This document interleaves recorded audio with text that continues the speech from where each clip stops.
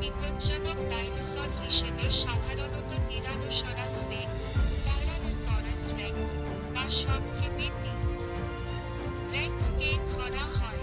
এটি ক্রেটেসিয়াস যুগের শেষের দিকে, প্রায় ৬৬ মিলিয়ন বছর আগে, বসবাস করত এবং এটি ছিল বৃহৎ ও হিংস্র মাংসাশী প্রাণী।